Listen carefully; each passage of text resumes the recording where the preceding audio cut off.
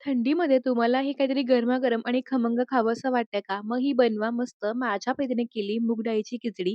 1 वाटी तांदूळ घेतले, अर्धी वाटी मसूर डाळ, अर्धी वाटी तूर डाळ आणि अर्धी वाटी मूग डाळ घेतले. सगळं मिक्स करून ना 2 ते 3 पाण्यानं स्वच्छ असं हे धुवून घ्यायचं. नंतर पाणी घालून ना साधारणपणे हे अर्धा तास भिजवून ठेवायचं.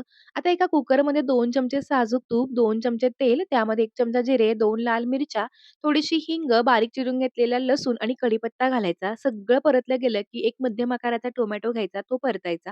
त्यामध्ये हिरवी मिरची बारीक चिरून ती घातली. आता मसाले घालूयात. हळद, 1 चमचा धने जिऱ्याची पूड घातली. हे सगळं बघा चांगलं असं मिक्स करून घेतलं. त्यानंतर भिजवून घेतलेली डाळ आणि तांदूळ घातले.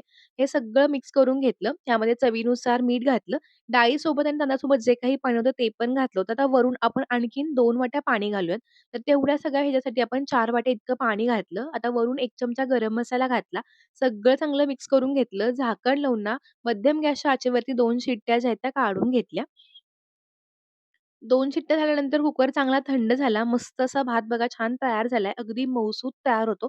आणखीन मऊ असेल थोडासा गरम पाणी पण वापरू शकता. आता वरून आणखीन छान तडका देऊ. तर एका पॅनमध्ये तूप गरम केलं. त्यामध्ये लाल तिखट टाकलं आणि गरमागरम मस्तपैकी वरून अशी छानपैकी तडका दिला. तर छान असा गरमागरम मूग डाळीचा भात, वरून मस्त तुपाची धार, सोबत भाजलेला पापड, अप्रतिम असा बेत तयार होतो.